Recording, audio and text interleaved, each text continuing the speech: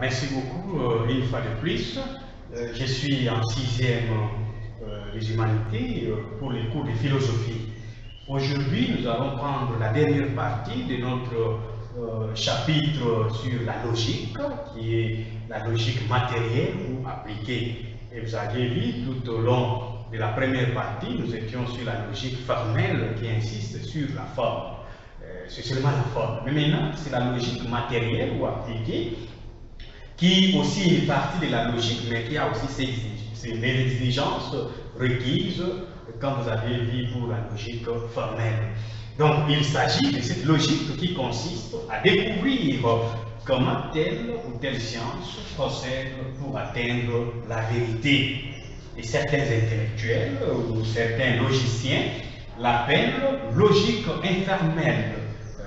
Comme vous aviez vu précédemment, on parlait de la logique formelle, mais ici on parle de la logique informelle, la philosophie des sciences, ou encore logique mathématique. Et pour la plupart des gens, d'ailleurs, utilisent la dernière appellation de la logique mathématique. Et cette logique comprend deux branches.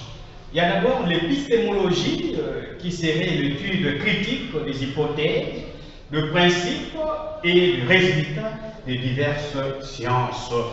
Mais la deuxième branche, qui serait la méthodologie, qui serait l'étude critique des règles et des méthodes utilisées par les sciences pour établir leur vérité.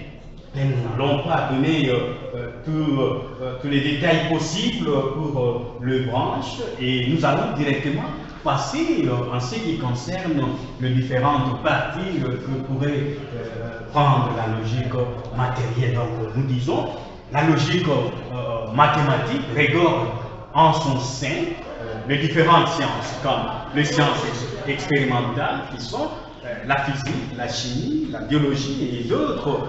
Vous aviez aussi des sciences humaines, vous aviez l'histoire, la sociologie, l'anthropologie et d'autres comme la linguistique et des sciences enfin mathématiques. En ce qui concerne les sciences expérimentales, ce sont des sciences de la nature dont l'objet est les phénomènes de l'univers matériel. Donc, ici, les sciences expérimentales se basent sur les phénomènes de l'univers, mais ils utilisent bien sûr la méthode inductive ou expérimentale. Alors, cette méthode consiste à quoi?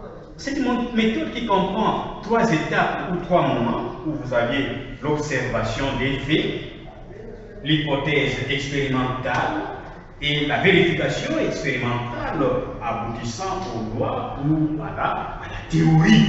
Et ici, en d'autres termes, on dirait ceci, on part d'un effet, on conçoit une idée pour expliquer ces faits, et en fait, l'on revient au fait pour contrôler l'idée. Donc, ça c'est pour les sciences expérimentales. Et parmi les philosophes qui soutiennent cette méthode inductive, vous avez Claude Bernard, d'ailleurs, qui vous parle de l'observation des faits. Vous avez Gaston Bachelard qui vous parle des faits polémiques. Et vous aviez aussi Francis Bacon qui vous parle de l'observation armée. Là, c'est pour ce qui concerne les sciences expérimentales. Et vous avez les sciences humaines. Eh bien, vous avez déjà les mots dans l'humaine, quoi. Donc, quand vous parlez des sciences humaines, effectivement, ce sont des sciences qui mettent l'homme au centre. C'est-à-dire, ce sont des sciences qui ont pour objet l'homme dans ses manifestations extérieures en tant qu'individu, non seulement qu'individu, comme être aussi social, et non seulement être social, mais un être aussi de culture. Elles utilisent la méthode expérimentale comme les sciences expérimentales, mais ici, chacune d'entre elles essaie d'adapter cette méthode à son domaine. Comme si on pourrait prendre, par exemple, quelle science? L'histoire. Vous voyez, l'histoire, quand vous deviez faire l'étude du passé, vous n'allez pas prendre la même ligne de conduite comme celui qui pourrait s'interroger sur la linguistique, qui se baserait sur l'étude des langues. Voilà. Et en fait, venons sur les sciences mathématiques. Normalement, lorsque nous parlons de la logique matérielle ou appliquée, comme vous aviez dit dans les différentes appellations, la dernière qui serait la logique mathématique. Donc, en fait, c'est une partie qui s'occupe beaucoup plus des sciences mathématiques, quoi. Et vous saviez très bien, ce qui serait des sciences mathématiques, ce sont des sciences qui s'occupent des nombres. Des nombres, mais ici, la méthode que le mathématique utilise, c'est la méthode déductive. Si les sciences expérimentales, comme les sciences humaines, utilisent la méthode inductive, cela signifie quoi? C'est cette méthode qui partirait du particulier au général. Mais ici, quand on parle de la déduction, vous voyez, il y a une certaine expérience qu'on doit faire pour arriver au résultat. Donc, c'est-à-dire qu'on partirait du général au particulier. Donc, elles utilisent la méthode déductive qui part des définitions, des axiomes, des hypothèses aux conséquences. Alors, cette méthode qui comprend aussi trois bonnes parties, où vous avez les définitions, ceux qui font la mathématique simple, c'est quoi les définitions? Les définitions qui consistent à fixer le sens d'un terme en énumérant ses caractères essentiels. Lorsqu'on vous parle, par exemple, en géométrie, le triangle, mais vous allez dire, mais c'est quoi le triangle? D'abord, vous allez chercher à comprendre que le triangle pourrait être polygone à trois côtés. Est-ce que c'est seulement polygone à trois côtés? Mais on pourrait aussi vous parler des triangles équilatérales qui vous donnerait facilement le parti ou les côtés égaux. Mais on peut aussi vous parler des triangles isocèles qui pourraient prendre deux parties qui seraient égales. Voilà, et on peut, en ce qui concerne les définitions. Mais aussi, en dehors des définitions, il y a aussi des postulats.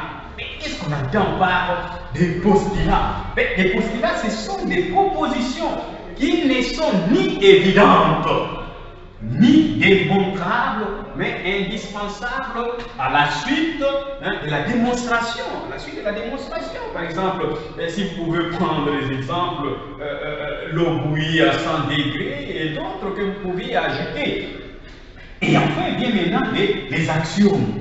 Les actions par rapport aux postulats qui sont des propositions qui ne seraient pas évidentes ni démontrables, ni démontrables, mais ici, des actions sont des propositions indémontrables, bien sûr, mais qui sont évidentes.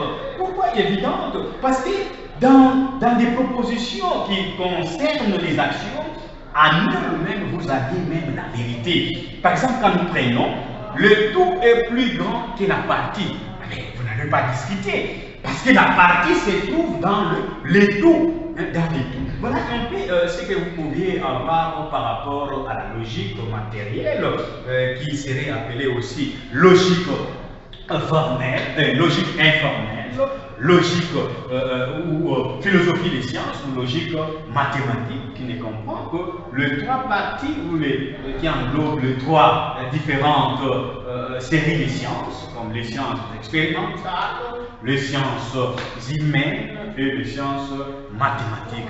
Voilà, je vous dis merci beaucoup. Si vous aviez bien suivi, j'ai dit, je vous remercie. D'ailleurs, c'est la dernière partie de notre cours, je pourrais dire, et la dernière que vous pouviez avoir comme sous forme de TP serait la partie qui concerne la psychologie qu'on donne à ceux qui font des sciences pédagogiques, par exemple, ceux qui font de la pédagogie, alors que vous êtes en littéraire, et certains sont en biochimie, et d'autres encore en maths physique. Et cette partie que je vous donnerai prochainement comme des devoirs, chaque partie ou chaque classe pourrait s'occuper d'une partie, et voilà, pour ce qui me concerne, je vous dis au revoir et nous allons procéder à la résolution des items. Je vous dis merci beaucoup, confinez-vous très bien, continuez à respecter les mesures parce que la mort ou la pandémie nous entraîne à la mort et j'aimerais vous voir réussir vos examens d'État. Je vous souhaite bonne chance une fois de plus. C'est Prof Thomas. Merci beaucoup.